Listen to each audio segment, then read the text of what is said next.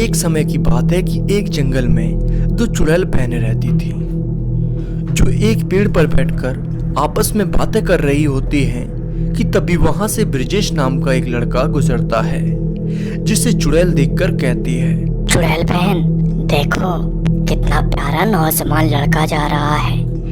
बहन, इसे देखकर ऐसा मन कर रहा है कि मैं इसी से शादी कर लूं। हाँ खोखली चुड़ैल बहन, पर हम दोनों बहनों की शक्ल इतनी डरावनी है कि कोई भी इंसान हमसे शादी करना क्यों चाहेगा। हमारी इस बदसूरत शक्ल को देखकर भला कोई मर्द क्यों शादी करना चाहेगा। ये बात तो सही है, पर हम चुड़ैल हैं, हम जैसा चाहेंगी वैसा रूप धारण कर सकती हैं। देखना अब मैं कितने जल्दी इस नौजवान से शादी करती हूँ। जिसके बाद वह कोकली चुड़ैल उस नौजवान का पीछा करके उनके बारे में सब कुछ पता कर लेती है। जिसके बाद फिर से वह वापस उसी पेड़ पर आ जाती है और दूसरी चुड़ैल से बोलती है, सुनो बहन, मैंने उस नौजवान के बारे में सब कुछ पता कर लिया है। तो फिर अभी तक क्यों नहीं रखे अपने विचार उनके सामने। जाओ और उस नौजवान से बोलो कि मैं तुमसे शादी करना चाहती हूँ। हाँ, अब मैं भी यही सोच रही हूँ। कल उनके पास एक सुंदर सी लड़की का रूप धारण करके जाऊंगी, जिससे वो मुझे देखकर लट्टू हो जाएगा और वह शादी के लिए मुझे मना नहीं कर पाएगा। फिर जैसे ही अगला दिन होता है कि कोकली चुड़ैल एक सुंदर सी लड़की का रूप धारण करके उस नौजवान लड़का के पास पहुंच जाती है। अरे मैंने तो आपको इस ऑफिस में पहली बार देखा है, वैसे आपका नाम क्या है और कहाँ रहती हो? जी, मेरा नाम सलोनी है और मैं अभी नई हूँ इस ऑफिस में। जिसके बाद ब्रिजेश अपने घर चला जाता है और पूरी रात उस लड़की के बारे में ही सोचता रहता है। और फिर जैसे ही अगला दिन होता है कि ब्रिजेश ऑफिस पहुंचता है तो फिर से सलोनी उन्हें मिलती है। हाय ब्रिजेश जी, कैसे हो? मैं तो अच्छा हूँ, तुम्हारा सुनाओ, तुम कैसे हो? जी, मैं भी अच्छी हूँ। एक बात बोलो, अगर आप बुरा न माने तो। अरे कैसी बातें कर रही हो, मैं क्यों बुरा मानूंगा, जो भी है मन में बोल दो ना। जी, मैं कहना चाहती थी कि आप मुझे बहुत अच्छे लगते हैं। क्या हम लोग आपस में शादी कर सकते हैं अगर आप चाहें तो? सच बोलूं तो आप भी मुझे बहुत अच्छी लगती हैं, पर इतने जल्दी शादी का फैसला मैं नहीं ले सकता, माफ करिए मुझे। मैं अपने घर वालों से सलाह लेकर ही इसका जवाब दूंगा। ब्रिजेश फिर घर चला जाता है और फिर सलोनी के बारे में ही सोचता रहता है। मेरी सलोनी से शादी हो जाए तो सच में बहुत अच्छा रहेगा। एक काम करता हूँ, घर पर माँ से बोलता हूँ।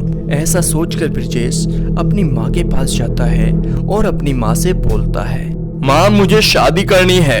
हाँ बेटा, तुम्हारी शादी के लिए एक सुंदर सी लड़की के बारे में तुम्हारी संगीता मौसी बता रही थी।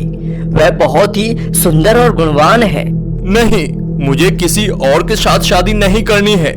मैं मेरे ऑफिस की फ्रेंड सलोनी से शादी करना चाहता हूँ। तुम ऐसा नहीं कर सकते बेटा, समाज के लोग हमें बहुत बुरा भला भी कहेंगे, तुम्हारे पिता की बिल्कुल भी इज्जत नहीं करेंगे। ऐसा कुछ भी मत करना, नहीं तो तुम्हारे पिता जीते जी मर जाएंगे। नहीं, मैं एक बार बोल दिया सो बोल दिया। अगर आप लोग ये शादी नहीं करवाओगे तो मैं खुद ही शादी कर लूंगा। बेटा ऐसा कुछ भी मत सोचो, तुम समझदार हो। वैसे ये सलोनी कहाँ रहती है और उनके माँ बाप का क्या नाम है? माँ, उनके माँ बाप बचपन में ही गुजर बसे थे। उनकी सिर्फ एक बहन है और कोई भी नहीं है। बेचारी जंगल में घर बनाकर रहती है।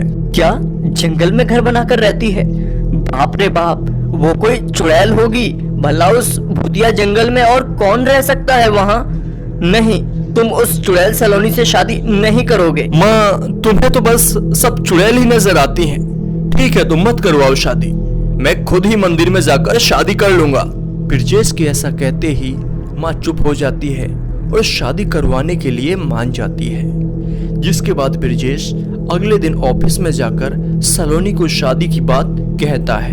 सलोनी, मैंने अपने घर पर बोल दिया है शादी को लेकर, मेरे घर वाले भी मान गए हैं। जिसके बाद सलोनी और ब्रिजेश की शादी हो जाती है और दोनों खुशी खुशी रहने लगते हैं। फिर एक रात की बात है कि घर में सभी लोग सो जाते हैं कि तभी सलोनी कोकली चुड़ैल में बदल जाती है और गांव के बाहर जाकर सभी गांव वालों को बहुत परेशान करने लगती है।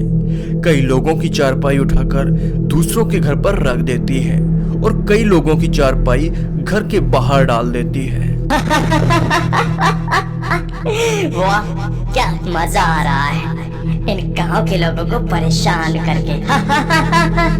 फिर जैसे ही सुबह होती है कि सभी गांव के लोग आपस में लड़ने झगड़ने लगते हैं और किसी को भी ये समझ नहीं आता है कि ऐसा सब उनके साथ कैसे हुआ। जिसके बाद फिर सभी गांव वाले अपने अपने घर चले जाते हैं और फिर जैसे ही अगली रात होती है कि फिर से सलोनी चुड़ैल में बदलकर गांव में सारे जानवरों को खूंटे से छोड़ देती है और फिर से सभी लोगों की चारपाई इधर उधर कर देती है।